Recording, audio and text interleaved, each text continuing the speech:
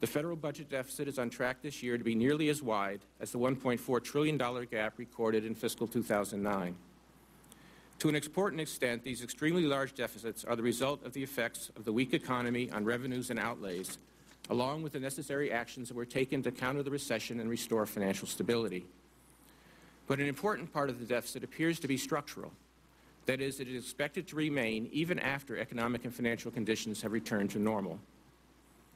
In particular, the administration and the Congressional Budget Office project that the deficit will recede somewhat over the next 2 years as the temporary stimulus measures wind down and as economic recovery leads to higher revenues. Thereafter, however, the annual deficit is expected to remain high through 2020, in the neighborhood of 4 to 5% of GDP.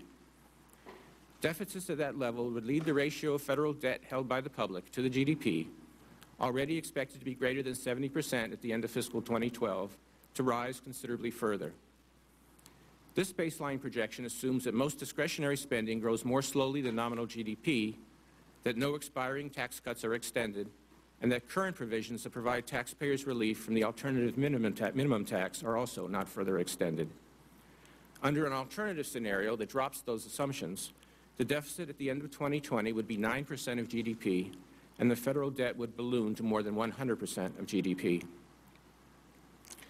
Although sizable deficits are unavoidable in the near term, maintaining the confidence of the public and financial markets requires that policymakers move decisively to set the federal budget on a trajectory towards sustainable fiscal balance.